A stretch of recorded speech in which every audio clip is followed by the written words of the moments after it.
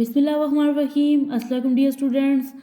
इस लेक्चर में हम लोग physics class 9 chapter number 6 work and energy का न्यूमेरिकल नंबर 5 को देखेंगे। न्यूमेरिकल नंबर 5 है आपके पास, स्टेटमेंट है आपके पास, on reaching the top of a slope, ठीक है, 6 metre high from its bottom a cyclist has a speed of 1.5 metre per second. ठीक है, यानी कि एक स्लोप है, ठीक है, एक साइक्लिस्ट है, वो क्या करता है कि बॉटम से टॉप की तरफ जाता है, ठीक है, हाइट है आपके पास 6 मीटर और जिस स्पीड से जाता है वो स्पीड है आपके पास 1.5 मीटर पर सेकेंड। यहाँ पे आप लोगों ने फाइंड क्या करना है, काइनेटिक एनर्जी को and potential energy of the cyclist. The mass of the cyclist and his bicycle is 40 kg। ठीक है, यानी कि आपके पास जो मैस है ना साइक्लिस्ट का या फिर बाईसाइकिल का, वो कितना है, 40 kg है। तो चलें इसके सॉल्यूशन की तरफ।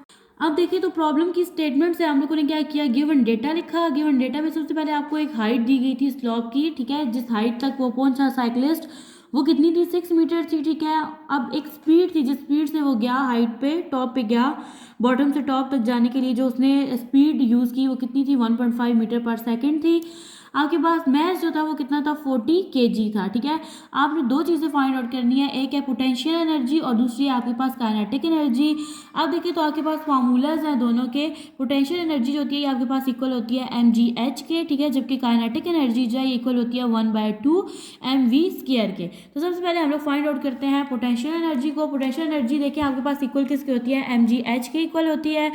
m जो है ये आपके पास क्या है, मैस है। ठीक है, तो हमारे पास मैस कितना है, 40 है। ठीक है, अब देखिए तो g की वैल्यू आपके पास क्या होती है, 10 होती है। ठीक है, और हाइट है आपके पास 6, तो यहाँ पे मैं लिख दूंगी 6। ठीक है, अब आपने क्या करना है, इन तीनों वैल्यूज़ को आपस में मल्टीप्लाई कर देना है। मल्टीप्लाई करने से आपके पास आ जाएगा 2400। ठीक है, तो अब देखिए, तो आप लोगों ने एनर्जी फाइंड आउट किया ना, पोटेंशियल एनर्जी।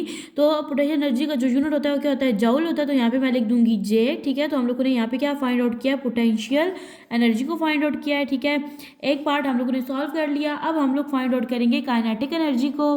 काइनेटिक एनर्जी का फॉर्मूला है आपके पास, यहाँ पे हम लोग लिख देंगे काइनेटिक एनर्जी, ठीक है, इज इक्वल टू 1/2 mv का स्क्वायर। ठीक है, यहाँ पे आ जाएगा 1/2। अब आपके पास जो मैस है वो कितना है, 40 है। ठीक है, और वेलोसिटी है, यानी स्पीड है आपके पास 1.5, यहाँ पे आ जाएगा इसका स्क्वायर।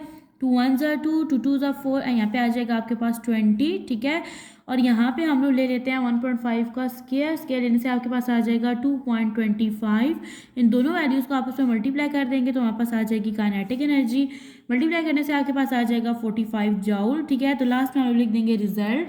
रिजल्ट है आपके पास potential energy of cyclist is 2400 joule. ठीक है, तो पोटेंशियल एनर्जी इतनी थी हमारे पास। ठीक है, और काइनेटिक एनर्जी जो हम लोगों ने फाइंड आउट किया वो कितनी है हमारे पास, 45 जूल। नेक्स्ट है आपके पास numerical number 6.6। A motor boat moves at a steady speed of 4 metre per second.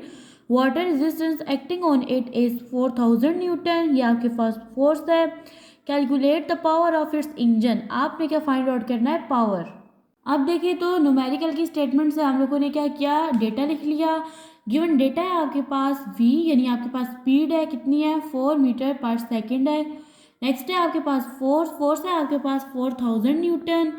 To find आप लोगों ने करना है पावर को। फॉर्मूला है आपके पास, power P is equal to W/T। अब यहाँ से देखें तो आपके पास ना जो पावर का फॉर्मूला है वो है P is equal to W/T है। ठीक है, अब देखिए तो जो W है ना आपके पास, W किसके इक्वल होता है, W हमारे पास इक्वल होता है FD के। ठीक है, यानी कि W आपके पास किसके इक्वल होता है, W इक्वल होता है आपके पास FD, यानी F फॉर फोर्स है और D फॉर डिस्प्लेसमेंट है। ठीक है, तो मैं यहाँ पे लिख दूंगी P इज इक्वल टू, यहाँ पे आ जाएगा FD, ठीक है, डिवाइडेड बाई T। और अगर यहाँ से देखा जाए तो आपका जो D/T होता है ना, ये इक्वल होता है V के। ठीक है, आपका जो V होता है इक्वल होता है D/T के। तो मैं इसकी जगह यहाँ पे V लिख सकती हूँ, तो मैं यहाँ पे लिख दूंगी P इज इक्वल टू, यहाँ पे F एज इट इज आ जाएगा, D/T की जगह आ जाएगा V। ठीक है, अब देखिए तो हमें फोर्स भी पता थी, फोर्स हमारी कितनी थी, 4000 है। ठीक है, तो मैं यहाँ पे लिख दूंगी 4000। ठीक है, और मेरे पास V यानी स्पीड मेरे पास कितनी है, स्पीड है मेरे पास 4। ठीक है, तो यहाँ पे मैं लिख दूंगी 4।